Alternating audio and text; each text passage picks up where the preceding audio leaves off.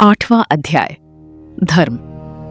यमदूतों ने उत्तर दिया कि वेदों में वर्णित प्रमाणित सिद्धांतों का समुच्चय ही धर्म है और उसके विपरीत जो कुछ है वो अधर्म है। वेद स्वयंभू हैं और वे प्रत्यक्ष पूर्ण पुरुषोत्तम नारायण का स्वरूप हैं। ये हमने यमराज से सुना है। श्रीमद् भागवत 6:1-40। इसलिए वैदिक नियमों को अधिकृत माना जाता है क्योंकि उनका स्रोत श्री कृष्ण है।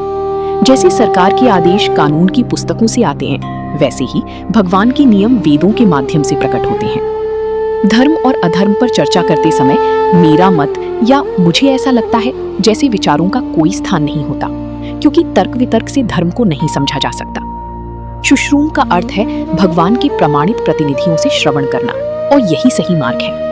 भगवद गीता 4:1 में श्री कृष्ण कहते हैं कि उन्होंने ये अविनाशी योग विद्या सूर्यदेव विवस्वान को दी। विवस्वान ने मनु को और मनु ने इक्ष्वाकु को, अर्थात ज्ञान सदैव परंपरा से अधिकृत व्यक्तियों के माध्यम से ही प्राप्त होता है।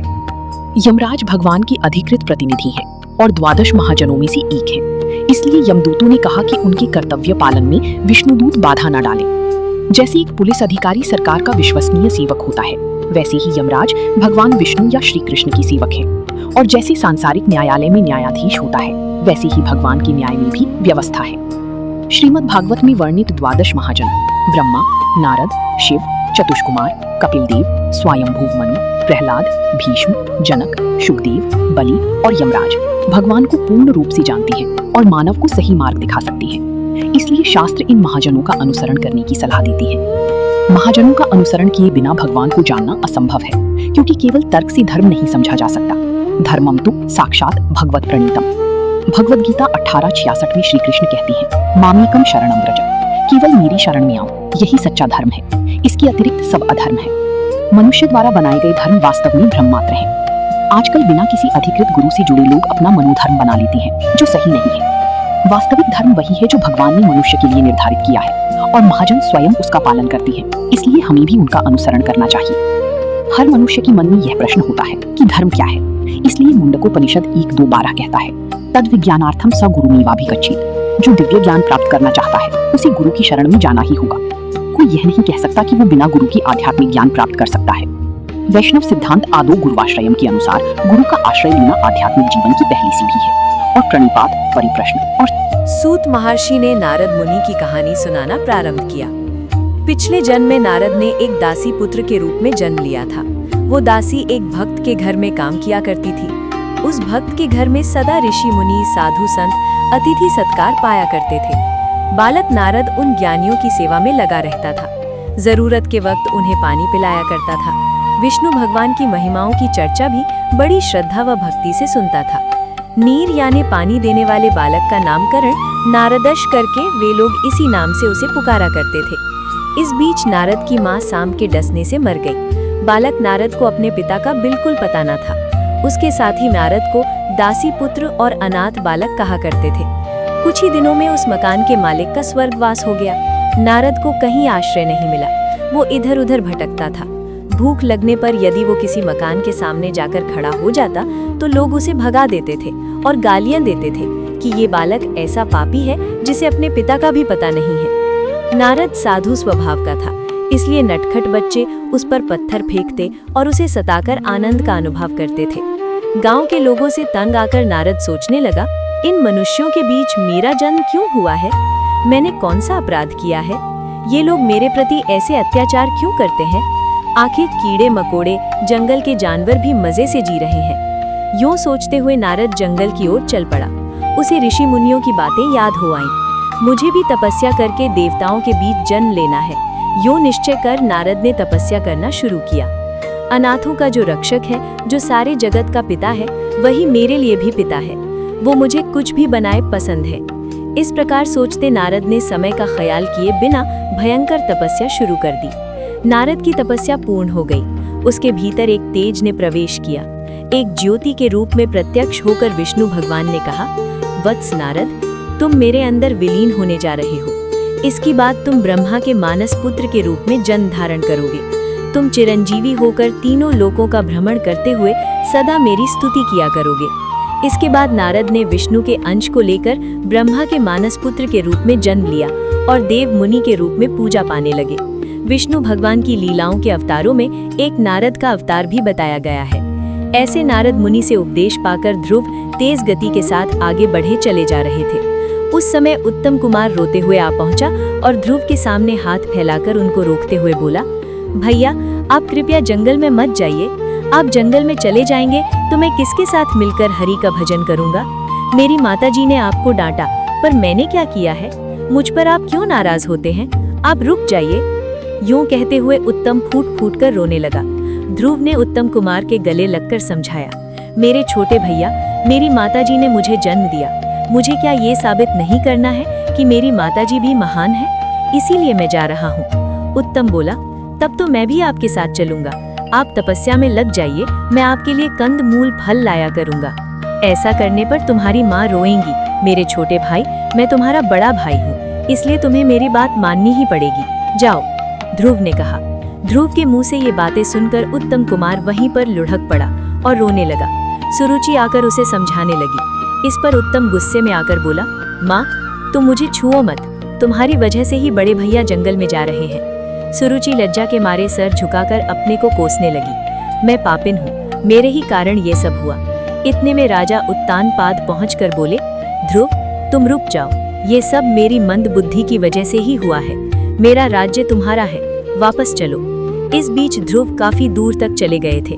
नारद ने सुनीति से कहा, माताजी तुम्हारे गर्भ से एक रत्न जैसा पुत्र पैदा हुआ है। तुम अपने बेटे के बारे में बिल्कुल चिंता मत करो, नारायण स्वयं उसकी रक्षा करेंगे। फिर उत्तानपाद की ओर मुड़कर नारद बोले, राजन हम सबको इस बात पर खुश होना चाहिए। आपके पिता और ध्रुव के दादा स्वयं भूव मनु के वंश के लिए भी बालक ध्रुव अपार यश का कारण बनेगा। इसमें किसी का कोई दोष नहीं है, ये श्रीमन नारायण का संकल्प है। यूं समझाकर नारद मुनि ने सबको शांत किया। मधुवन में बैठकर ध्रुव ओम नमो नारायणाय का मंत्र जापते तपस्या कर रहे थे। यमुना नदी उस मंत्र में श्रुति मिला रही थी। ध्रुव की तपस्या से तीनों लोग कांपने लगे। कोई यदि कहीं भी तपस्या करता हो तो इंद्र ये सोचकर डरते हैं कि कहीं वो तप करके उनके पद की कामना न कर बैठे। इसी डर से वे उनके तप में विघ्न डालने के लिए भयंकर इंद्रजाल रचा करते थे। इसी प्रकार इंद्र ने अपने वज्रायुध को हिलाकर आंधी तूफान और बिजली गिराकर भयंकर उत्पात मचाए, पर ध्रुव थोड़ा भी विचलित न हुए। इस पर इंद्र ने पत्थरों की वर्षा शुरू की, मगर ध्रुव के सर पर घूमते हुए विष्णु चक्र ने उन पत्थरों को दूर फेंक दिया। उस समय नारद ने जाकर इंद्र को समझाया, आपने ध्रुव को साधारण बालक मात्र समझा है, आप उनका कुछ भी नहीं बिगाड़ सकते, आपको व्यर्थ में अपमानित होना पड़ेगा। इंद्र पद तो ध्रुव के लिए घास के तिनके के बराबर है। अंत में ध्रुव की तपस्या पर प्रसन्न हो विष्णु भगवान प्रत्यक्ष हुए।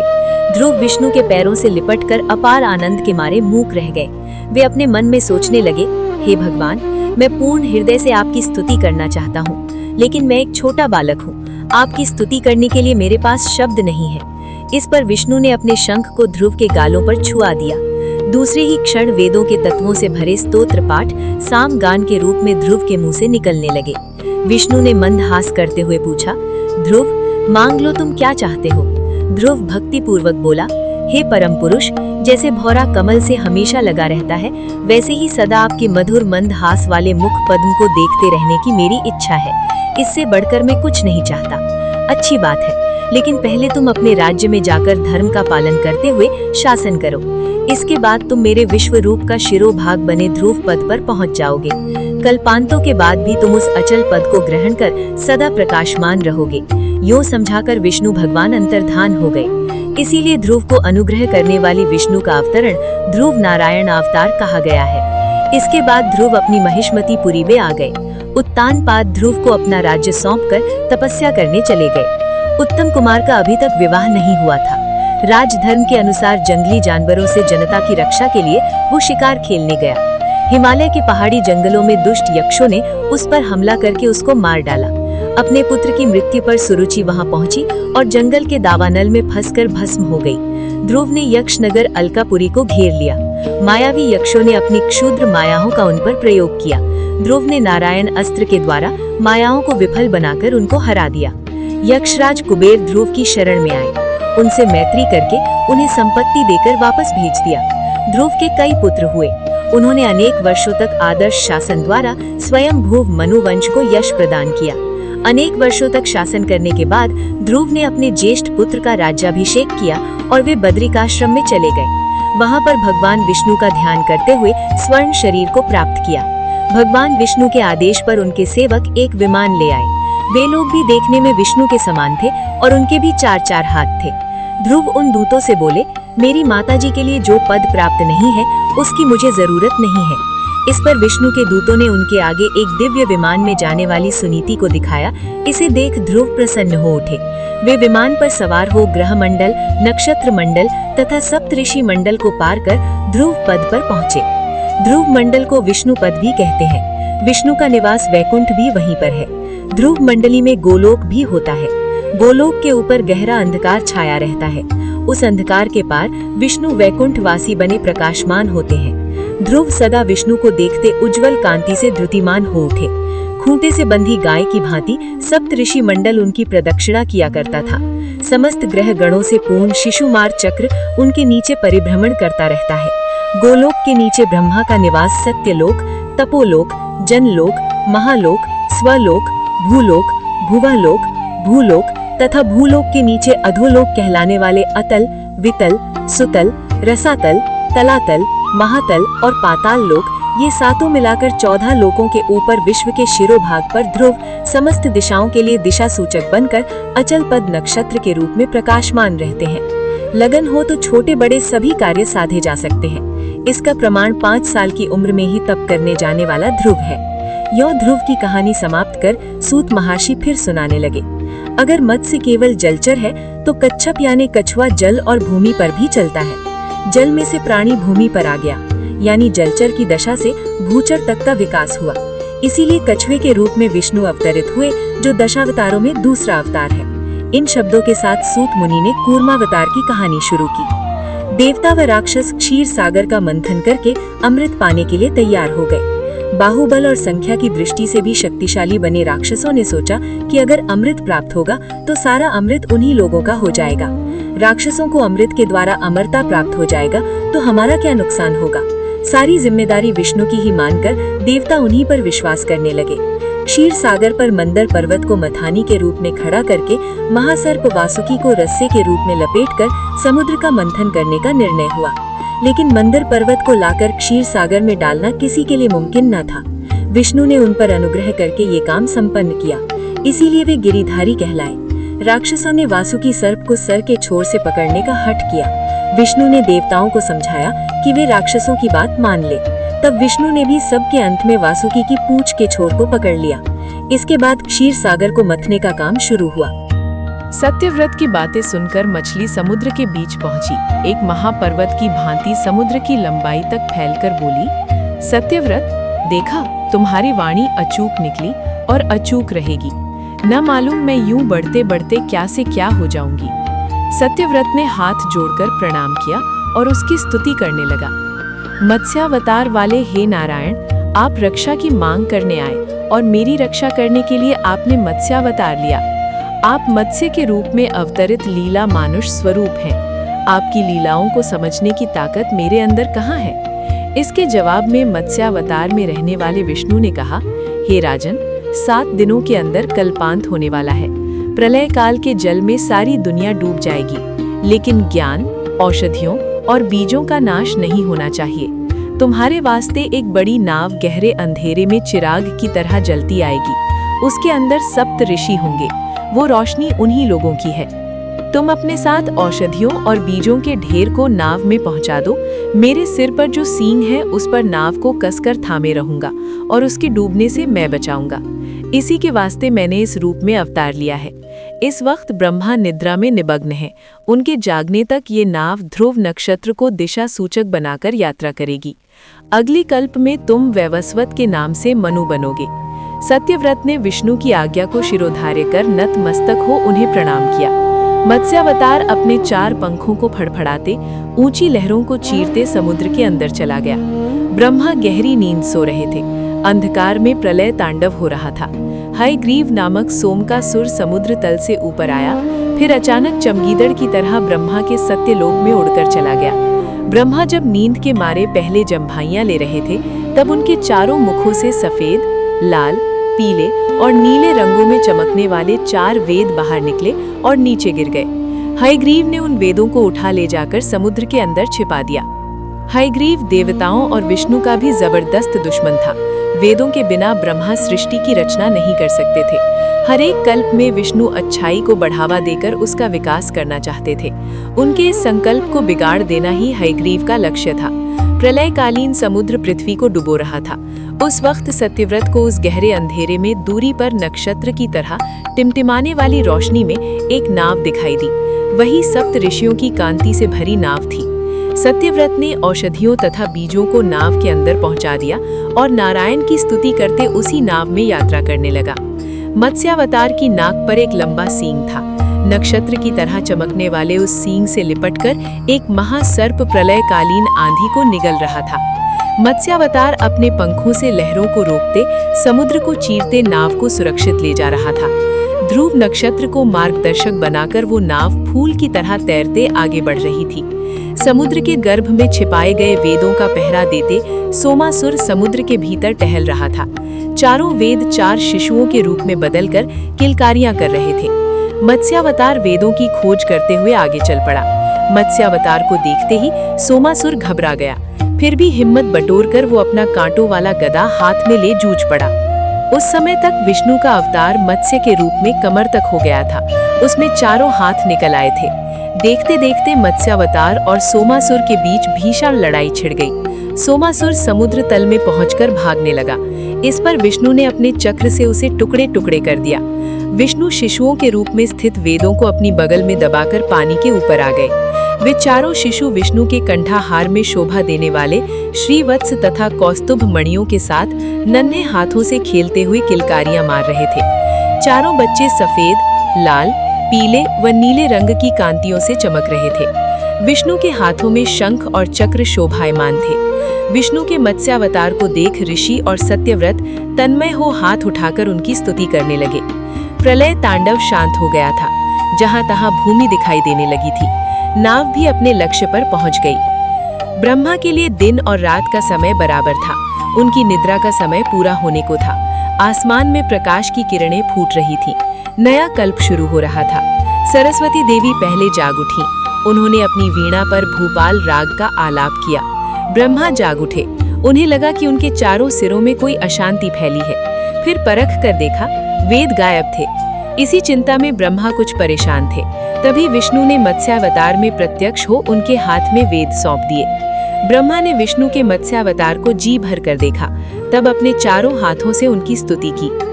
हे नारायण, जो व्यक्ति आपके मत्स्यावतार का ध्यान करता है, उसकी सारी विपदाएं इस तरह हट जाएंगी जैसे प्रलय के रूप में उपस्थित सारी विपदाएं दूर हो जाती हैं और उनका अज्ञान रूपी अंधकार हट जाएगा।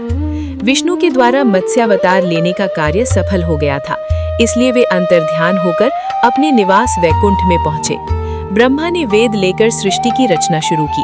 सत्यव्रत श्राद्ध देव वैवस्वत के नाम से मनु हुए। सप्तऋषि आसमान में अपने अपने स्थानों में पहुंचकर सप्तऋषि मंडल के रूप में प्रकाशित होते हुए ध्रुव की प्रदक्षिणा करते घूमने लगे। यूं सूत महर्षि ने कहानी सुनाई। इस पर मुनियों ने पूछा, मुनीन्द्र, हम लोग ध्रुव की कहानी सुनना चाहते हैं। सूत मुनि यूं सुनाने लगे, इस विशाल विश्व में सबसे ज्यादा ऊंचा स्थान ही ध्रुव मंडल है। वही विश्व स्वरूप विष्णु के शिर का स्थान है। ऐसा ऊंचा स्थान पाने वाले ध्रुव उत्तानपाद नामक एक राजा के पुत्र थे। ध्रुव की माता सुनीति राजा उत्तानपाद की ज्येष्ठ पत्नी थी। सुरुचि छोटी रानी थी। राजा सुरुचि को ज्यादा प्यार करते थे। एक दिन राजा उत्तानपाद छोटी रानी सुरुचि के पुत्र उत्तम को अपनी जांघ पर बिठाकर प्यार जता रहे थे। तभी वहां पर ध्रुव आ पहुंचा। उसके मन में भी अपने पिता की जांघ पर बैठने की इच्छा थी। वो बड़ी लालसा से अपने पिता की आंखों में देखता रहा। उस वक्त सुरुचि वहीं पर थी। राजा सुरुचि से डरकर ध्रुव को देखकर भी अनदेखा सा कर गए। ध्रुव ने सोचा था कि उसके पिता उसको भी अपने छोटे भाई के जैसे अपनी जांघ पर बिठाएंगे, पर ऐसा न होते देख उसे रोना आया। उसके गालों पर आंसू मोती जैसे चमक उठे। ध्रुव की हालत देख सुरुचि खिलखिलाकर हंस पड़ी और बोली, अरे बदकिस्मत के बच्चे, चाहे तुम जिंदगी भर तपस्या क्यों न करो, मेरे पुत्र के समान तुम्हें अपने पिता की जांघ पर बैठने का भाग्य प्राप्त न होगा। मेरे पेट में पैदा होगी तभी तुम्हें ये सौभाग्य प्राप्त होगा। हाँ, तुम तो जब देखो नारायण का संकीर्तन किया करते हो। अब तपस्या करके उसी नारायण से पूछकर देखो, कहीं वे तुमको ऐसा सौभाग्य प्रदान कर सकते हैं या नहीं। यूं सुनीति ने ध्रुव का मजाक उड़ाया। बालक ध्रुव का मन कचोट उठा, उसका दुख उमड़ पड़ा, उसका क्रोध खौल उठा। उसके मन में सुरुचि की हत्या करने की इच्छा जगी, लेकिन दूसरे ही क्षण उसे सुरुचि एक उत्तम उपदेशिका सी लगी, मानो वो उसे ये सलाह देती हो, बेटा नारायण पर विश्वास करो, तपस्या करो। तब ध्रुव को लगा कि उत्तम कुमार ऐसे महान उपदेश पाने का सौभाग्य न रखने वाला एक अभागा है। राजा उत्तानपाद उसे अंधेरे रूपी जाल में फंसकर छटपटाने वाले हिरण जैसे लगे। इसके बाद ध्रुव ने सुरुचि को इस प्रकार प्रणाम किया जैसे गुरु का उपदेश पाने के बाद शिष्य गुरु को प्रणाम करता है। तब वहां से चल पड़ा। ध्रुव के इस व्यवहार पर चकित हो सुरुचि अपने मन में सोचने लगी, लड़का तो भला मालूम होता है, गालियां देने के बाद भी प्रणाम करके चला गया। प्रणाम न करे तो करेगा ही क्या? मेरे सामने मुंह खोलने की उसकी हिम्मत है या उसकी माँ हिम्मत कर सकती है? अपनी माता की बातें सुनने पर ध्रुव के मन को शांति मिली। बोला, माँ मैं तपस्या करने जा रहा हूँ, मुझे कृपया आशीर्वाद दो। क्या बोला? तुम तपस्या करोगे? तब तो नारायण से सुरुचि के गर्भ से पैदा होने का वर मांग लो। सुनीति ने कहा, माँ ऐसी बातें अपने मुंह से ना निकालो, मैं तुम्हारा पुत्र हूँ, हमें कभी अपने को छोटा नहीं मानना चाहिए। ये तो आत्महत्या के समान है। मैं ये साबित करना चाहता हूँ कि ध्रुव की माता कैसी भाग्यशालिनी है। दिशाहीनों के लिए दिग्दर्शक बनने का वर मैं नारायण से मांग लूंगा। ये कहकर ध्रुव उसी वक्त घर से चल पड़ा। रास्ते में नारद मुनि से बालक ध्रुव की मुलाकात हुई। नारद ने पूछा, हे ध्रुव कुमार, लगता है कि तुम खेलने के लिए चल पड़े। स्वामी मैं तपस्या करने जा रहा हूँ, ध्रुव ने जवाब दिया। ओह, तपस्या नामक कोई खेल भी है? तब तो खूब खेलो बेटा, नारद ने मजाक किया। मुनिवर ये कोई खेल नहीं, सचमुच मैं तपस्या करने के लिए ही जा रहा हूँ, ध्रुव ने स्पष्ट शब्दों में कहा। उफ, ये बात है, इस छोटी सी बात को लेकर तुम तपस्या करने जा रहे हो? मेरे साथ चलो, मैं देखूंगा कि तुम्हारे पिता तुम्हें अपनी जांघ पर क्यों कर नहीं बिठाते, नारद ने कहा। स्वामी मैं किसी की दया नहीं चाहता, सबसे उत्तम नारायण का अनुग्रह मुझे चाहिए, इसी वास्ते मैं तपस्या करने के लिए जंगल में जा रहा हूँ, ध्रुव ने कहा। तपस्या करना कोई हंसी खेल की बात नहीं बेटा, जंगल में शेर, बाघ वगैरह खूंखार जानवर होते हैं, धूप, जाड़ा और बरसात का सामना करना पड़ता है। मेरी बात मानकर घर चलो, नारद ने समझाया। मुनिवर मैं क्षत्रिय हूँ, अपमान सहते जिंदा नहीं रह सकता, क्या आप मुझे कायरता की दवा पिलाने आए हैं, ध्रुव ने पूछा। बेटा ध्रुव, मैंने तुम्हारा दृढ़ निश्चय जानने के लिए ही ये बातें कही। एक जमाने में मैंने भी अनाथ बालक बनकर अनेक अपमान और अत्याचारों का शिकार हो अंत में तपस्या की थी। तुम मधुवन में जाकर ओम नमो नारायण का जाप करते तपस्या करो, मैं तुमको आशीर्वाद देता हूँ, अपने कार्य में सफल होकर लौट आओ, नारद ने समझाया। ये बातें सूत मुनि के मुंह से सुनकर मुनियों ने पूछा, मुनिंद्र नारद ने अपमान और अत्याचारों का सामना कैसे किया? नारद का वृत्तांत सुनने का कुतूहल हमारे मन में पैदा हो रहा है। क्षीर सागर में स्थित त्रिकूट पर्वत पर लोहे, चांदी और सोने की 3 चोटियां थीं। उन चोटियों के बीच एक विशाल जंगल था जिसमें फलों से लदे पेड़ भरे थे। उस जंगल में गजेंद्र नामक मत्त हाथी अपनी असंख्य पत्नियों के साथ विहार करते अपनी प्यास बुझाने के लिए एक तालाब के पास पहुंचा। प्यास बुझाने के बाद गजेंद्र के मन में जल क्रीड़ाएं करने की इच्छा हुई। फिर वह अपनी औरतों के साथ तालाब में उतरकर पानी को उछालते हुए अपना मनोरंजन करने लगा। इस बीच एक बहुत बड़े मगरमच्छ ने गजेंद्र के दाएं पैर को अपने दाढ़ों से कसकर पकड़ लिया। इस पर पीड़ा के मारे गजेंद्र धिंकार करने लगा। उसकी पत्नियां घबराकर तालाब के किनारे पहुंची और अपने पति के दुख को देख आंसू बहाने लगी। उनकी समझ में न आया कि गजेंद्र को मगरमच्छ की पकड़ में से कैसे छुड़ाए। गजेंद्र भी मगरमच्छ की पकड़ से अपने को बचाने के सारे प्रयत्न करते हुए छटपटाने लगा। गजेंद्र अपने दांतों से मगरमच्छ पर वार कर देता और मगरमच्छ उछलकर हाथी के शरीर को अपने तेज नाखूनों से खरोच लेता, जिससे खून की धाराएं निकल आती। हाथी मगरमच्छ की पीठ पर अपनी सूंड चलाता, मगरमच्छ अपनी खुरदुरी पूंछ से हाथी पर वार कर देता। अगर हाथी अपने चारों पैरों से मगरमच्छ को कुचलने की कोशिश करता तो वो पानी के तल में जाकर छिप जाता। इस पर हाथी किनारे पर पहुंचने के लिए आगे बढ़ता, तब झट से मगरमच्छ हाथी को पकड़कर खींच ले जाता और उसे पानी में डुबो देता। इस तरह मगरमच्छ और हाथी के बीच 1000 साल तक लगातार लड़ाई चलती रही। गजेंद्र अपनी ताकत पर विश्वास करके हिम्मत के साथ लड़ता रहा, फिर भी धीरे धीरे उसकी ताकत घटती गई। मगरमच्छ तो पानी में जीने वाला प्राणी है, पानी के अंदर उसकी ताकत ज्यादा होती है। वह हाथी का खून चूसते दिन ब दिन मोटा होता गया। हाथी कमजोर हो गया, अब सिर्फ उसका कंकाल मात्र रह गया। मगरमच्छ की पकड़ से अपने को बचा लेना हाथी के लिए मुमकिन न था। आखिर गजेंद्र दुखी हो सोचने लगा, मैं अपनी प्यास बुझाने के लिए यहाँ पर आया। प्यास बुझाने के बाद मुझे यहाँ से चला जाना चाहिए था। मैं नाहक क्यों इस तालाब में उतर पड़ा? मुझे कौन बचाएगा? फिर भी मेरे मन के किसी कोने में ये यकीन जमता जा रहा है कि मैं किसी तरह बच जाऊंगा। इसका मतलब है कि मेरी आशा का कोई आधार जरूर होगा। उसी को मैं ईश्वर कहकर पुकारता हूँ। देवता, भगवान, ईश्वर नामक भावना का मूल बने हे प्रभु, तुम ही सभी कार्यकलापों के कारणभूत हो। मुझ जैसे घमंडी प्राणी जब तक खतरों में नहीं फंसते तब तक तुम्हारी याद नहीं करते। दुख न भोगने पर तुम्हारी जरूरत का बोध नहीं होता। तुम तब तक उसे दिखाई नहीं देते जब तक वो ये नहीं मानता कि तुम हो, और उसके मन में ये खलबली नहीं मचती कि तुम हो या नहीं। इस तरह बराबर सोचने वाले गजेंद्र को लगा कि मगरमच्छ के द्वारा सताने वाली पीड़ा कुछ कम होती जा रही है। गजेंद्र ने जब ध्यान करना शुरू किया तभी मगरमच्छ के दाढ़ों के मसूड़ों में पीड़ा शुरू हुई। उसका कलेजा कांपने लगा। फिर भी वो रोष में आकर गजेंद्र के पैर को चबाने लगा। प्राणियों की बुराई और पीड़ा को तुम हरने वाले हो। तुम सब जगह फैले हुए हो। देवताओं के मूल रूप हे भगवान, इस दुनिया की सृष्टि के मूलभूत कारण तुम हो। मैं ये विश्वास करता हूँ कि अपनी रक्षा करने के लिए मैं जितनी तीव्रता के साथ प्रार्थना करता हूँ, तुम उतनी जल्दी मेरी रक्षा कर सकते हो।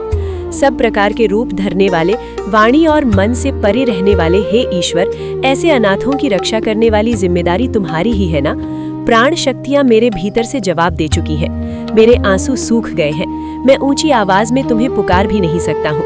मैं अपना होशो हवास भी खोता जा रहा हूँ। चाहे तुम मेरी रक्षा करो या छोड़ दो, ये सब तुम्हारी इच्छा पर निर्भर है।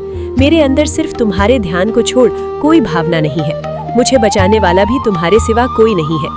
यों गजेंद्र सूंड उठाए आसमान की ओर देखने लगा। मगरमच्छ को लगा कि उसकी ताकत जवाब देती जा रही है। उसका मुंह खुलता जा रहा है, उसका कंठ बंद होता जा रहा है। उधर हाथी की आंखें इस तरह बंद होने लगी कि उसे अपने अस्तित्व का ही बोध न था। वो एकदम अचल खड़ा रह गया। उस हालत में विष्णु आ पहुंचे। सारा आसमान उनके स्वरूप से भर उठा। गजेंद्र को लगा कि वो एक अत्यंत सूक्ष्म कण है। विष्णु ने अपना चक्र छोड़ दिया और अभय मुद्रा में अपना हाथ फैलाया। बड़ी तेज गति के साथ चक्कर काटते विष्णु चक्र ने आकर मगरमच्छ का सर काट डाला। दरअसल मगरमच्छ एक गंधर्व था। उसका नाम हुहू था। प्राचीन काल में देवल नामक एक ऋषि पानी में खड़े होकर तपस्या कर रहे थे। तब मगरमच्छ की तरह पानी में छिपते हुए आकर गंधर्व ने उनका पैर पकड़ लिया। इस पर ऋषि ने उसे शाप दे डाला कि तुम मगरमच्छ की तरह इस पानी में पड़े रहो। अब विष्णु चक्र के द्वारा उसका शाप जाता रहा। मगरमच्छ से छुटकारा पाने वाले गजेंद्र को तालाब से बाहर खींचकर विष्णु ने अपनी हथेली से उसके कुंभ स्थल को स्पर्श किया। उस स्पर्श की वजह से गजेंद्र अपनी खोई हुई ताकत पाने के साथ पूर्व जन्म का ज्ञान भी प्राप्त कर सका। गजेंद्र पिछले जन्म में इंद्रद्युम्न नामक एक विष्णु भक्त राजा थे। विष्णु के ध्यान में मग्न उस राजा ने एक बार ऋषि अगस्त्य के आगमन का ख्याल न किया। ऋषि ने क्रोध में आकर उसे शाप दिया कि तुम अगले जन्म में मत्त हाथी बनकर पैदा होगे। उसी दिन गजेंद्र के रूप में पैदा होकर उसने मुक्ति प्राप्त की। गजेंद्र मोक्ष की कहानी नैमिषारण्य में होने वाले सत्र याग में पधारे हुए शौनक आदि मुनियों को सूत महर्षि ने सुनाई। मुनियों ने सूत महर्षि से कहा, मुनिवर, गजेंद्र मोक्ष की कहानी हमें तो सिर्फ एक हाथी की जैसी मालूम नहीं होती, बल्कि सारे प्राणी कोटि से संबंधित मालूम होती है। खासकर कई बंधनों और मुसीबतों में फंसकर तड़पने वाले मानव जीवन से संबंधित लगती है। इसके जवाब में सूत महर्षि बोले, हाँ, गजेंद्र मोक्ष की कहानी श्लेषार्थ से भरी हुई है। उसका अन्वय जो जिस रूप में चाहे कर सकता है। काल तो विष्णु के अधीन में है, इसलिए काल चक्र के परिभ्रमण में कई कठिनाइयां और समस्याएं हल होती जाती हैं। मुनियों ने पूछा, मुनिवर, गजेंद्र मोक्ष के आधार पर हमें ये मालूम होता है कि प्रत्येक कार्य का कारणभूत सर्वेश्वर विष्णु है। ऐसे महाविष्णु की कहानी पूर्ण रूप से सुनने की इच्छा हमारे मन में जाग रही है। हम आपके सामने बच्चों के समान हैं, इसलिए हम आपसे प्रार्थना करते हैं कि आप हमारी समझ में आने लायक सरल शैली में विष्णु कथा की सारी बातें समझा दें। आपने महर्षि व्यास के द्वारा समस्त पुराण, इतिहास और उनके मर्म को भी जान लिया है, इसलिए आप ही वो कहानियां सुनाकर हमें कृतार्थ कर सकते हैं। मुनियों की बातें सुनकर सूत मुनि खुश हुए और बोले, हाँ, जरूर सुनाऊंगा।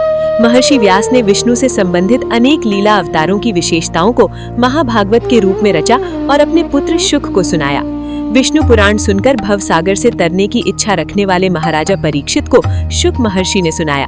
गजेंद्र की रक्षा करने के लिए प्रकट हुए विष्णु का अवतार आदि मूला अवतार माना जाता है। भगवान विष्णु ने कई अवतार लिए। उनमें विकास की दशाओं के अनुसार दशा अवतार नाम से प्रसिद्ध 10 अवतार ज्यादा मुख्य है। नार का अर्थ है नीर। विष्णु जल के मूल है, इसलिए वे नारायण कहलाए। नारायण से ही नीर या जल का जन्म हुआ। जल से प्राणी पैदा हुए। विष्णु मछली के रूप में अवतरित हुए। दशा अवतारों में वही पहला मत्स्य अवतार है। विष्णु जल से भरे नील मेघ के रंग के होते हैं। मेघ के अंदर जैसे बिजली छिपी हुई है, उसी प्रकार विष्णु स्वयं तेजोमय है। उनके भीतर से उत्पन्न जल भी तेज से भरे रहकर गोरे रंग का प्रकाश बिखेरता रहता है। वही जल कारणोदक क्षीर सागर है। क्षीर सागर में अनंत रूपी काल शेषनाग के रूप में कुंडली मारे लेटा रहता है। शेषनाग के 1000 फण हैं। अनंत शेषनाग पर शेषशायी के रूप में विष्णु लेटे रहते हैं। उनकी नाभि में से एक लंबे नाल के साथ एक पद्म ऊपर उठा। उसी पद्म से ब्रह्मा का उदय हुआ। ब्रह्मा ने सभी प्राणियों की सृष्टि की। अनंत काल युगों के रूप में चलता रहता है। कृत, त्रेता, द्वापर और कलयुग, इन चारों को मिलाकर एक महायुग होता है। 1000 महायुग मिलकर एक कल्प होता है। एक कल्प ब्रह्मा का एक दिन होता है। रात का वक्त इसमें शामिल नहीं है। दिन के समाप्त होते ही उन्हें नींद आ जाती है, वही कल्पांत है। उस वक्त चारों ओर गहरा अंधेरा छा जाता है।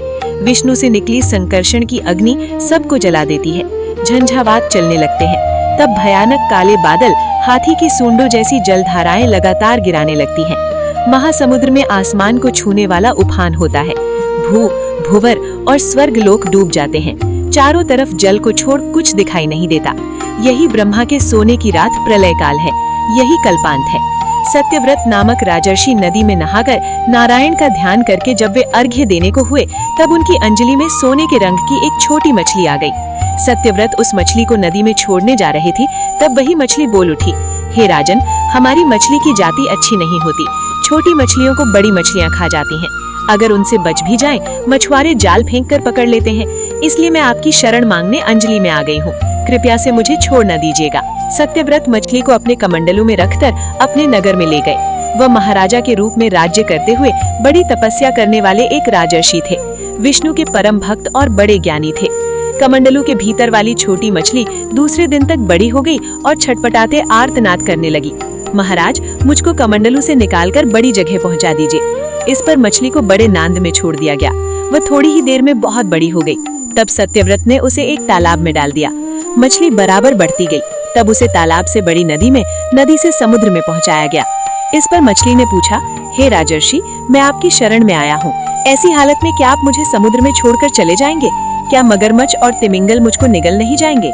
सत्यव्रत ने कहा, हे महामीन, बताओ मैं इससे बढ़कर तुम्हारे लिए क्या कर सकता हूँ? पल भर में 100 योजन बढ़ने वाले तुमको भला कौन प्राणी निगल सकता है? प्रभु श्री कृष्ण ने गोपियों के साथ बहुत सी लीला की है। श्री कृष्ण गोपियों की मटकी फोड़ते और माखन चुराते, और गोपियां श्री कृष्ण का उलाहना लेकर यशोदा मैया के पास जाती। ऐसा बहुत बार हुआ। एक बार की बात है कि यशोदा मैया प्रभु श्री कृष्ण के उलाहनों से तंग आ गई और छड़ी लेकर श्री कृष्ण की ओर दौड़ी। जब प्रभु ने अपनी मैया को क्रोध में देखा तो वो अपना बचाव करने के लिए भागने लगे। भागते भागते श्री कृष्ण एक कुम्हार के पास पहुंचे। कुम्हार तो अपने मिट्टी के घड़े बनाने में व्यस्त था, लेकिन जैसे ही कुम्हार ने श्री कृष्ण को देखा तो वो बहुत प्रसन्न हुआ।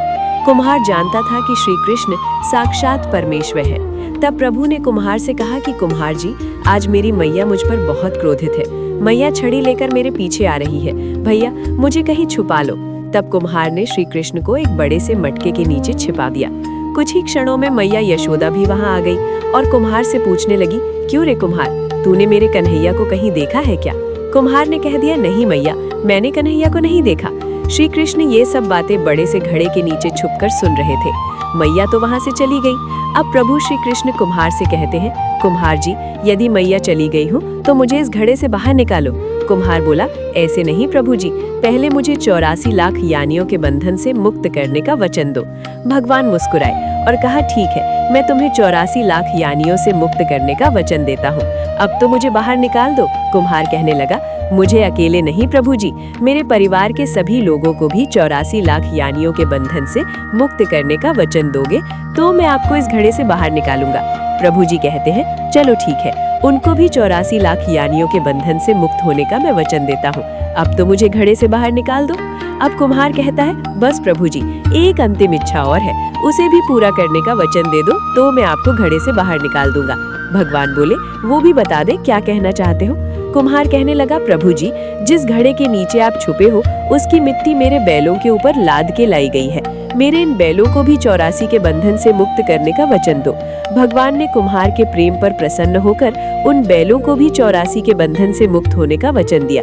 प्रभु बोले, अब तो तुम्हारी सब इच्छा पूरी हो गई, अब तो मुझे घड़े से बाहर निकाल दो।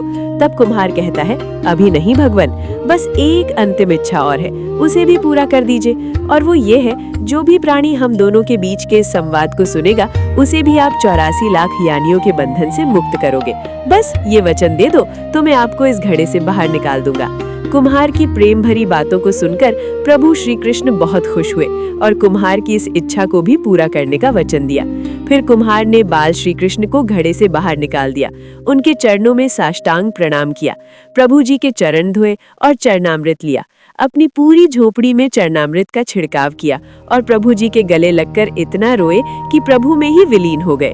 जरा सोचे, जो बाल श्री कृष्ण 7 कोस लंबे चौड़े गोवर्धन पर्वत को अपनी इकनी उंगली पर उठा सकते हैं, तो क्या वो एक घड़ा नहीं उठा सकते थे? लेकिन बिना प्रेम रीझे नहीं नटवर नंद किशोर। कोई कितने भी यज्ञ करे, अनुष्ठान करे, कितना भी दान करे, चाहे कितनी भी भक्ति करे, लेकिन जब तक मन में प्राणी मात्र के लिए प्रेम नहीं होगा, प्रभु श्री कृष्ण मिल नहीं सकते। हिंदू कथाओं के प्रिय नायक भगवान हनुमान अपनी अटूट भक्ति, अपार शक्ति और विनम्र स्वभाव के लिए जाने जाते हैं। वे अत्यंत साहसी, निष्ठावान और हमेशा स्वयं से पहले दूसरों के बारे में सोचने वाले थे, जो उन्हें सबके लिए एक आदर्श बनाता है। हनुमान जी का जीवन ये दर्शाता है कि अच्छे मूल्यों का होना कितना महत्वपूर्ण है। भगवान राम के प्रति उनकी अटूट निष्ठा और हमेशा सही कार्य करने के कारण ही वे अद्भुत कार्य करने में सक्षम हुए। उनकी कथाएं हमें ईमानदारी, कभी हार न मानने और आस्था के महत्व के बारे में सिखाती हैं। हनुमान जी ये दर्शाते हैं कि सच्ची सफलता और सुख अच्छे नैतिक मूल्यों और दृढ़ सिद्धांतों के साथ जीवन जीने से प्राप्त होते हैं। अपने कार्यों के माध्यम से वे हमें ये सिखाते हैं कि ये अच्छे मूल्य एक महान और सार्थक जीवन जीने की कुंजी है। इस लेख में हम हनुमान जी की 3 छोटी कहानियां साझा करेंगे, जो बच्चों के लिए बिल्कुल उपयुक्त हैं। ये कहानियां न केवल मनोरंजक हैं, बल्कि इनमें मूल्यवान शिक्षाएं भी निहित हैं, जो बच्चों में अच्छे संस्कार विकसित करने में सहायक हो सकती हैं। इन कहानियों के माध्यम से बच्चे वीरता, बुद्धिमत्ता और दृढ़ता के महत्व के साथ साथ आस्था और भक्ति की शक्ति के बारे में भी जानेंगे। इसलिए चाहे आप माता पिता हों, शिक्षक हों या कोई भी ऐसा व्यक्ति जो बच्चों को पौराणिक कथाओं की अद्भुत दुनिया से परिचित कराना चाहता हो, हनुमान जी की ये कहानियां निश्चित रूप से बच्चों को प्रसन्न और प्रेरित करेंगी। आज के समय में माता पिता बच्चों को लगन से पढ़ाई करने और उचित शिक्षा प्राप्त करने के लिए प्रोत्साहित करते हैं, क्योंकि वे भविष्य के लिए शिक्षा के महत्व को समझते हैं। शिक्षा न केवल आधुनिक समय में बल्कि पूरे इतिहास में महत्वपूर्ण रही है। उदाहरण के लिए हनुमान जी ने शिक्षा के महत्व को समझा। उन्होंने स्वयं को शिक्षित करने की इच्छा व्यक्त की और सूर्य देव को अपना गुरु चुना। यद्यपि सूर्य को शिक्षा का महत्व पता था, फिर भी उन्होंने हनुमान के गुरु बनने से इनकार कर दिया। उन्होंने कहा कि वे दिन भर आकाश में यात्रा करने में व्यस्त रहते हैं और रात को बहुत थक जाते हैं। लेकिन हनुमान ने हार नहीं मानी और एक उपाय सुझाया। वे प्रतिदिन सूर्य के साथ यात्रा करेंगे और सुबह से शाम तक उनके सामने रहेंगे। सूर्य हनुमान के दृढ़ संकल्प से प्रभावित हुए और इस व्यवस्था के लिए सहमत हो गए।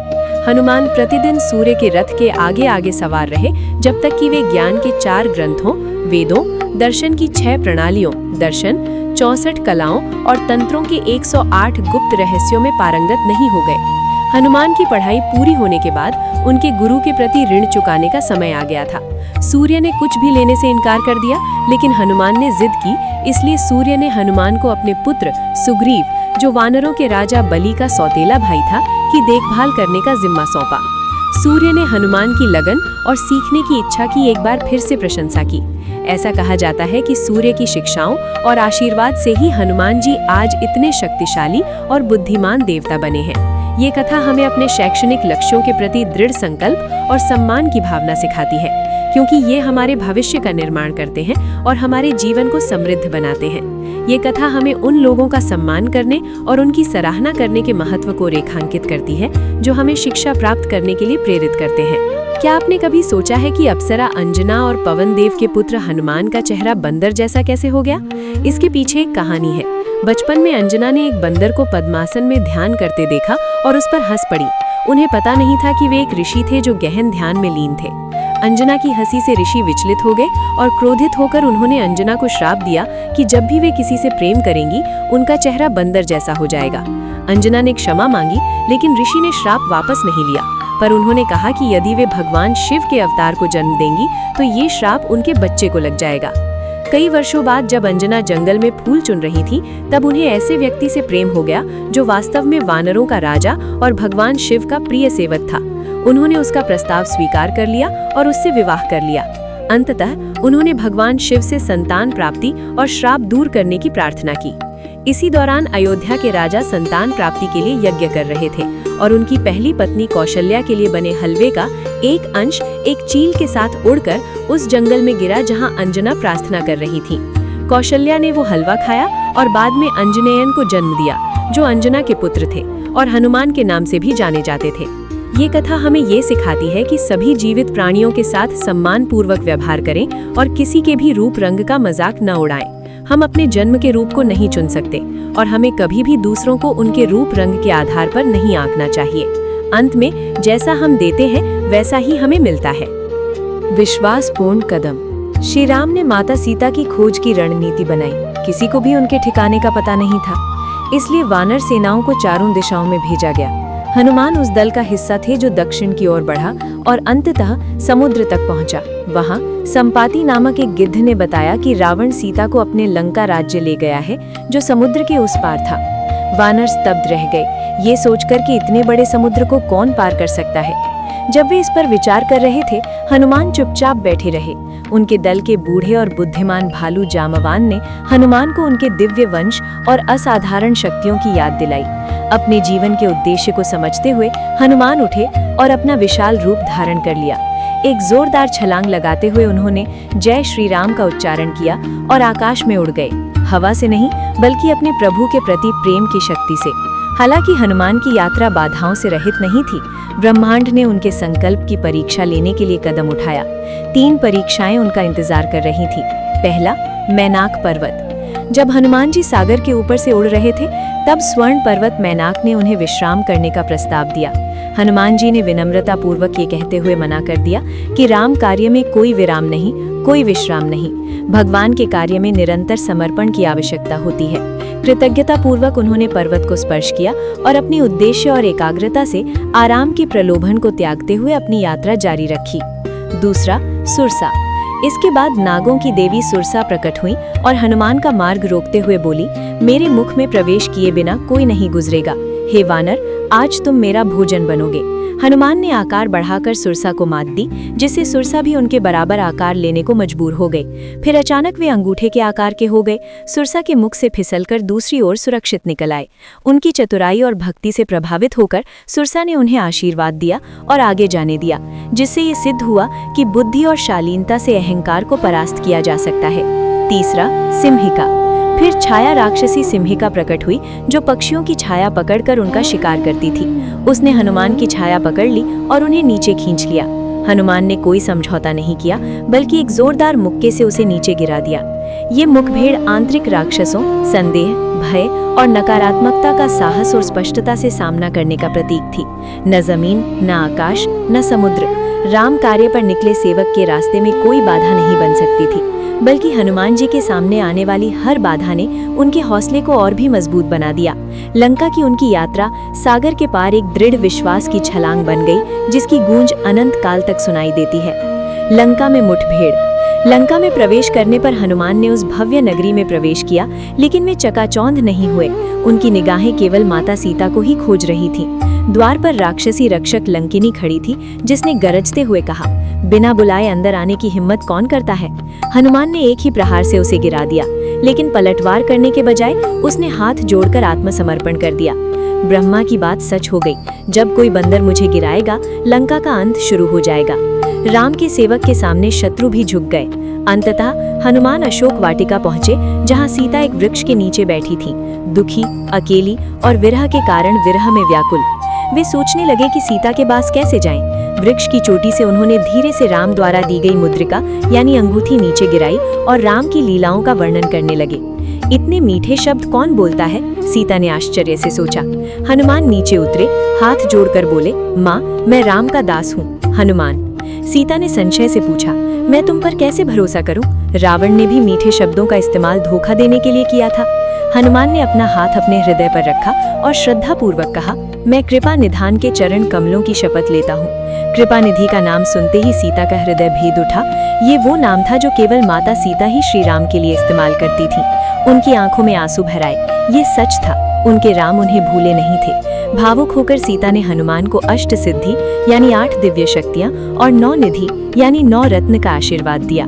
सीता के सामने खड़े होते ही हनुमान के पेट में भूख से गुड़गुड़ाहट शुरू हो गई। सीता ने मुस्कुराते हुए उन्हें धीरे से समझाया कि वे फल ना तोड़े बल्कि गिरे हुए फल खाएं। हनुमान ने मुस्कुराते हुए पेड़ों से फल तोड़ने शुरू किए, जिससे राक्षसों में हलचल मच गई। इस हलचल ने रावण की सेना का ध्यान आकर्षित किया। हनुमान ने रावण की सेना और सेनापतियों के सामने बहादुरी का परिचय दिया, लेकिन अंत में रावण से मिलने के लिए उन्होंने खुद को पकड़वा लिया। रावण के दरबार में हनुमान ने साहस पूर्वक कहा, मैं प्रभु राम का सेवक हूँ जो सदा दयालु हैं। उनके समक्ष शरणागत हो जाओ और उनकी क्षमा तुम्हें घेर लेगी। लेकिन रावण का अहंकार उस पर हावी हो गया और उसने हनुमान की पूंछ में आग लगाने का आदेश दिया। जैसे ही आग की लपटें उनकी पूंछ को अपनी चपेट में ले आईं, हनुमान का आकार बढ़ गया। वे एक छत से दूसरी छत पर कूदते हुए लंका को आग की लपटों में झोंक दिया। लोग भयभीत हो गए और शहर में अफरा तफरी मच गई। अंत में हनुमान ने अपनी जलती हुई पूंछ को बुझा दिया और अशोक वाटिका लौट आए। वहां सीता ने उन्हें अपना चूड़ामणि यानी बालों का आभूषण सौंप दिया, जो केवल उनके प्रियतम ही पहचान सकते थे। आंखों में आंसू लिए उन्होंने कहा, राम को बता दीजिए, अगर वे 1 महीने के भीतर नहीं आए तो मैं जीवित नहीं रहूंगी। सीता का संदेश और आभूषण हाथ में लेकर हनुमान एक बार फिर उड़ान भरकर राम को सीता की हार्दिक विनती सुनाने के लिए निकल पड़े। ओम श्री कृष्ण शरणम मम। हे परम प्रिय कृष्ण, मेरा सब कुछ आपको समर्पित है प्रभु, मुझे अपनी शरण में ले लो। कहा जाता है कि श्री कृष्ण का नाम लेने से ही जीवन से सारे दुख और कष्ट मिट जाते हैं और व्यक्ति को शांति तथा परम आनंद की प्राप्ति होती है। हिंदू दर्शन शास्त्र के अनुसार प्रत्येक देवी देवता के साथ कुछ विशेष गुण जुड़े होते हैं। जब भी हम भगवान शिव के बारे में सोचते हैं तो हमारे मन में ध्यान में बैठे हुए भगवान शिव का शांत सौम्य चेहरा, जिनके माथे पर अर्धचंद्राकार शशि सुशोभित है, की छवि ही दिखाई देती है। जब हम भगवान राम के विषय में सोचते हैं तो उनके विशेष गुणों विनम्रता, कर्तव्य परायणता तथा न्याय परायणता पर ही ध्यान जाता है। इसी प्रकार देवी दुर्गा की छवि देवी माँ की ही तरह दिखती है, किंतु भगवान कृष्ण का व्यक्तित्व ऐसा है जिनके साथ अनेकों गुण जुड़े हैं। वे ऐसे देवता हैं जिन्होंने अपने शैशव काल में ही पूतना जैसी राक्षसी का वध किया तथा अपनी माँ यशोदा को अपने मुंह में संपूर्ण ब्रह्मांड समिष्टि है दर्शन करा दिए। उनको एक नटखट चंचल बालक के रूप में भी जाना जाता है, जो बचपन में माखन चुराकर खाता था, जिसने विशाल नाग कालिया को हराया तथा गोपियों संग मस्ती और लीलाएं करी और बाद में कुरुक्षेत्र की युद्ध भूमि में गीता के रूप में अर्जुन को परम ज्ञान दिया। हमारे धर्म ग्रंथों के अनुसार प्रत्येक जीव कुछ विशेष गुणों सहित, जिन्हें कलाएं कहा गया है, इस पृथ्वी पर जन्म लेता है और अधिकतम ये संख्या 16 हो सकती है, जिनके होने पर वो जीव संपूर्ण अवतार हो जाता है। आइए इस जन्माष्टमी पर हम भक्ति के देवता भगवान श्री कृष्ण की चंद कहानियों को पढ़ें। कहानी 1, भक्तों के भक्त। श्रीमद् भागवत में कृष्ण जन्म से जुड़ी अनेक कथाएं हैं। ऐसी मान्यता है कि किसी देवता किसी भगवान को उनके बालपन वाले रूप में दर्शन करना अपने आप में एक अत्यंत दुर्लभ घटना है, जिसके लिए देवता लोग भी युगों तक राह देखते हैं। एक लोकप्रिय कहानी के अनुसार एक बार भगवान शिव भी योगी का रूप धारण कर गोकुल आए थे, ताकि भगवान कृष्ण को बाल रूप में देख सकें। इस पूरे दृष्टांत पर अनेक भजन गाए गए हैं। तथापि इस घटना से जुड़ी हुई एक और कहानी भी है, जिसके विषय में चंद लोगों को ही जानकारी है। श्रीमद् भागवत के अनुसार ये देखकर कि भगवान शिव को भगवान कृष्ण के बाल स्वरूप में दर्शन करने के लिए किन किन कठिनाइयों का सामना करना पड़ा, नारद ऋषि ने भगवान शिव तथा भगवान कृष्ण दोनों को आमने सामने ही पूछ लिया। नारद ऋषि ये जानकर गदगद हो गए कि भगवान शिव व भगवान कृष्ण दोनों ही एक दूसरे को भगवान कहकर संबोधित करते थे और दोनों ये बताते थे कि वो दूसरे के भक्त हैं। उस समय नारद ऋषि ने उन दोनों से विनती की कि आखिर कौन किसका भक्त है, ये सच्चाई बताई जाए। तब भगवान शिव ने प्रकट किया कि वे तो हमेशा से ही भगवान कृष्ण के भक्त रहे हैं और जिस जिस रूप में उन्होंने अवतार लिया है, शिव ने एक भक्त बनकर सेवक के रूप में कृष्ण की सेवा की है। भगवान शिव ने यह भी सूचना दी कि वे तो भगवान कृष्ण के सबसे बड़े भक्त हैं। ये सुनकर भगवान कृष्ण मुस्कुराए और तुरंत प्रत्युत्तर दिया कि चूंकि भगवान शिव उनके भक्त हैं, इसलिए वे स्वतः ही उनके यानी शिव के भक्त हो जाते हैं। ये वार्तालाप सुनकर नारद ऋषि की आंखों से आंसू बहने लगे और वो दोनों देवताओं के आगे नतमस्तक हो गए। ये उन अनेक उदाहरणों में से पहला अवसर था जब भगवान कृष्ण ने ये कहा है कि वे अपने भक्तों के सेवक हैं।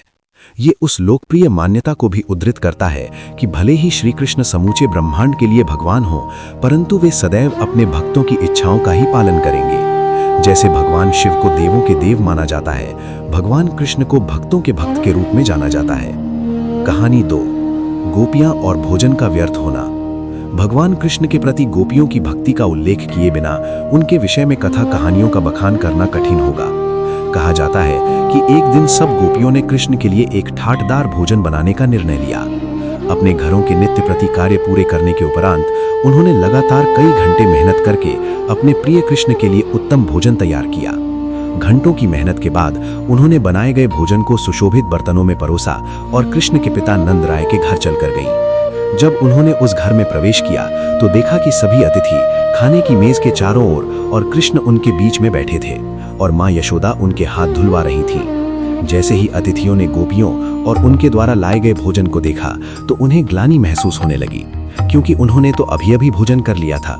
सबने सोचा कि अपनी मेहनत को व्यर्थ होते देखकर गोपियों का तो दिल ही टूट जाएगा, किंतु गोपियों की दृष्टि तो केवल कृष्ण पर थी और वे उनकी ओर ही देखे जा रही थी। कुछ पलों के पश्चात उन्होंने अपने बर्तन नीचे रख दिए और कलात्मक रूप से अपने हाथ हिलाते हुए नृत्य करने लगी। नंद राय, मां यशोदा और अन्य सभी अतिथिगण ये देखकर चकित रह गए कि इतनी मेहनत से अपने बनाए गए भोजन को व्यर्थ होते देखकर भी वो इतनी मस्त कैसे हो सकती थी। एक मेहमान ने हिम्मत करके गोपियों से उनकी प्रसन्नता का कारण पूछ ही लिया। गोपियों ने अपने उल्लासपूर्ण नृत्य को रोका और हंसते हुए कहा कि वे तो ये सोच रही थी कि इतनी मेहनत से बनाए गए भोजन को ग्रहण करने के उपरांत कृष्ण के चेहरे पर जो तृप्ति का भाव आएगा वो कितना दिव्य होगा। जब हम यहाँ पहुंची तो हमारी आंखों ने कृष्ण के चेहरे को देखा और हमें उनके चेहरे पर तृप्ति का वही भाव दिखाई दिया। इस बात का तो कोई महत्व ही नहीं कि उन्होंने किसके हाथ का बना भोजन खाया, क्योंकि उनका तो जीवन ही कृष्ण की तृप्ति के लिए है और उनके तृप्त चेहरे को देखना ही उनके जीवन की सबसे बड़ी खुशी थी। ऐसी अद्भुत कहानियां ही हैं जिनसे हम समझ सकते हैं कि वे देवता कितने तेजस्वी होंगे जो अपने भक्तों में भक्ति की ऐसी गहरी भावना भर दें, और कितनी महान वो गोपियां थीं जो अपने इष्ट के प्रति इतनी निष्ठा रखने में समर्थ थीं। कहानी 3, भगवान कृष्ण एक संपूर्ण गुरु। भगवान कृष्ण के चंद उद्गारों में से एक ऐसा भी है जब उन्होंने इस बात पर शोक करते हुए कहा था कि कैसे उनके प्रिय भक्त कई बार ऐसे संकल्प ले लेंगे जिनका फलित होना असंभव होगा, किंतु फिर भी उन्हें उनको पूरा करवाने के लिए आकाश पाताल एक करना पड़ेगा, क्योंकि वे तो भक्तों के भक्त हैं। ऐसा एक संयोग तब बना जब युद्ध में अर्जुन पुत्र अभिमन्यु का वध कर दिया गया। चक्रव्यूह के रूप में एक सामरिक चाल चलकर कौरवों के खेमे के सभी मुख्य योद्धाओं ने मिल अभिमन्यु का वध कर दिया था। इस कूट चाल की योजना 100 कौरवों की इकलौती बहन दुशाला के पति जयद्रथ द्वारा सुझाई गई थी। अभिमन्यु की मृत्यु के उपरांत अर्जुन ने अगले दिन का सूर्यास्त होने से पहले जयद्रथ का वध करने और ऐसा न कर पाने की स्थिति में स्वयं का आत्मदह करने की शपथ ले ली। उस रात कौरव बहुत खुश होकर जश्न मना रहे थे, क्योंकि उन्हें विश्वास हो चला था कि उन्होंने युद्ध जीत लिया है। वे सब मिलकर अगले दिन जयद्रथ को अपनी सेना के बीच में छिपाने की योजना बनाने लगे ताकि अर्जुन उन तक पहुंच ही ना सके, और ये भी कि यदि किसी प्रकार अर्जुन जयद्रथ को मारने में सफल भी हो जाते हैं तो उनके पास एक और सर्वश्रेष्ठ युक्ति थी। जयद्रथ के पिता एक संत पुरुष थे और उन्होंने अपने पुत्र को वरदान दिया था कि जो कोई भी जयद्रथ को मारेगा उसके स्वयं के हजारों टुकड़े होकर जमीन पर बिखर जाएंगे। इसलिए कौरव आश्वस्त थे कि इधर अथवा उधर दोनों दशाओं में अर्जुन की मृत्यु निश्चित थी। इस प्रकार अगले दिन भी महाभारत का घमासान जारी रहा, जिसमें अर्जुन अपने तथा जयद्रथ के बीच में दीवार की तरह खड़े किए गए सैनिकों को मारकर जयद्रथ तक पहुंचने के लिए भरसक प्रयत्न कर रहे थे। उस दिन उन्होंने हजारों सैनिकों को मौत के घाट उतार दिया, किंतु फिर भी जयद्रथ तक नहीं पहुंच पाए। जब संध्या की बेला निकट आ रही थी तब भगवान श्री कृष्ण ने, जो हमेशा सत्य के ही पक्षधर थे, अपने सुदर्शन चक्र का उपयोग कर सूर्य देव को कुछ देर के लिए छिपा दिया। उधर सूर्य को डूबते हुए देखकर कौरवों ने यह सोचा कि अब युद्ध विराम का समय हो गया है, क्योंकि सूर्यास्त हो चुका है। उत्सव मनाना आरंभ कर दिया। उस समय जयद्रथ भी अपने ठिकाने से बाहर निकल आया और प्रसन्न चित्त होकर अर्जुन के सामने खड़ा हो गया। उस समय भगवान श्री कृष्ण ने अपना सुदर्शन चक्र वापस ले लिया, जिससे सूर्य देव फिर से प्रकट हो गए। ये जानकर कि अभी सूर्यास्त नहीं हुआ था और उस दिन का युद्ध विराम नहीं हुआ था, जयद्रथ भयभीत होकर अपने शिविर की ओर वापस भागने लगा। अर्जुन उसी समय अपना धनुष बाण निकालकर जयद्रथ को मारने ही वाला था कि भगवान श्री कृष्ण ने उनका हाथ पकड़ लिया। उन्होंने अर्जुन को निर्देश दिया कि जयद्रथ का शीश इस प्रकार उड़ाओ कि वो कटकर उनके ही पिता की गोद में जाकर गिरे। अर्जुन ने निशाना लगाकर अपना तीर छोड़ दिया। उस तीर के वार से जयद्रथ का शीश धड़ से अलग हो गया। उस वार की शक्ति इतनी तीव्र थी कि उसका शीश उड़कर युद्ध भूमि से मीलों दूर जाकर ठीक उसके ही पिता वृद्धक्षेत्र की गोद में गिरा। वृद्धक्षेत्र ये देखकर विचलित हो गया और उस हड़बड़ी में उनकी प्रतिक्रिया के फलस्वरूप जयद्रथ का शीश जमीन पर गिर पड़ा। चूंकि जयद्रथ का शीश उसके पिता वृद्धक्षेत्र में ही भूमि पर गिराया था, उनके वरदान के अनुसार उन्हीं के शरीर के हजारों टुकड़े होकर बिखर गए। इस कहानी के अनुसार भगवान कृष्ण ने अर्जुन के गुरु की भूमिका निभाई। अर्जुन ने जिस लक्ष्य को लेकर शपथ ली थी वो कार्य लगभग असंभव ही था। इसमें समय सीमा तथा ज्ञान की बाधाएं साथ ही साथ अर्जुन के शत्रु की रक्षा करने वाली एक शक्ति भी थी। किंतु भगवान कृष्ण ने एक गुरु के रूप में अर्जुन को उत्तम सलाह दी, जिसके परिणाम स्वरूप उन्होंने न केवल अर्जुन को निश्चित मृत्यु से बचाया, अपितु उनके द्वारा ली गई शपथ को भी पूर्ण करवाया। हमारे जीवन में भी ये गुरु का ज्ञान और आशीर्वाद ही होता है जो हमें उन सब असंभव प्रतीत होने वाली दुर्गम परिस्थितियों से पार पाने में सहायता करता है। सुख और दुख जीवन रूपी सिक्के के दो पहलू हैं जिनसे हम बच नहीं सकते, परंतु अपने गुरु अथवा अपने इष्ट जिसको हम मानते हैं कि कृपा से हम मार्ग में आने वाली रुकावटों से अधिक प्रभावित हुए बिना अपना जीवन अधिक संतुलित ढंग से जी सकते हैं। बहुत समय पहले की बात है। एक जंगल के पास एक छोटा सा आश्रम था।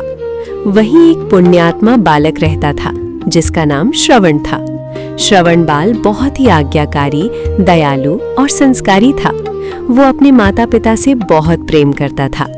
उसके माता पिता दोनों नेत्रहीन थे, वे देख नहीं सकते थे। श्रवण बाल अपने माता पिता की सेवा को ही ईश्वर की सच्ची पूजा मानता था। वो सुबह उठकर पहले माता पिता के चरण धोता, फिर उनके लिए भोजन और जल की व्यवस्था करता। उसके माता पिता की एक ही इच्छा थी, 4 धाम और तीर्थ यात्रा करना। श्रवण बाल ने बिना एक पल सोचे कहा, माँ पिता की सेवा से बड़ा कोई धर्म नहीं।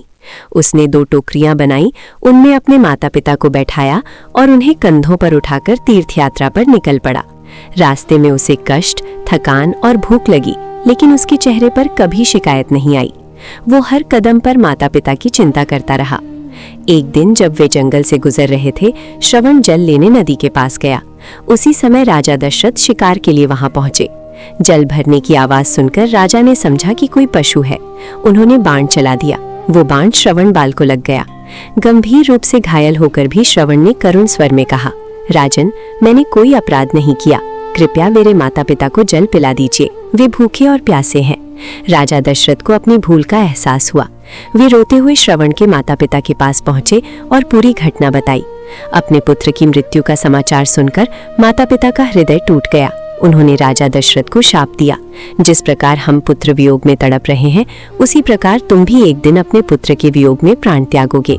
ये शाप आगे चलकर भगवान राम के वनवास के समय सत्य सिद्ध हुआ।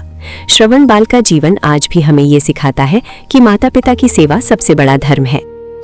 गर्भ संस्कार भारतीय सनातन संस्कृति की एक अत्यंत पवित्र और वैज्ञानिक परंपरा है, जिसका उद्देश्य गर्भ में पल रहे शिशु के शारीरिक, मानसिक, भावनात्मक और आध्यात्मिक विकास को सकारात्मक दिशा देना है। शास्त्रों के अनुसार गर्भस्थ शिशु मां के विचारों, भावनाओं, शब्दों और वातावरण से गहराई से प्रभावित होता है। इसलिए गर्भकाल को केवल शारीरिक देखभाल का समय नहीं, बल्कि संस्कारों के बीजारोपण का काल माना गया है। गर्भ संस्कार की शुरुआत माता के मन से होती है। जब गर्भवती माता शांत, प्रसन्न और सकारात्मक रहती है, तब वही ऊर्जा शिशु तक पहुंचती है। माता के मन में करुणा, प्रेम, धैर्य और विश्वास जैसे भाव जितने अधिक होंगे, शिशु का स्वभाव उतना ही सौम्य और संतुलित बनेगा।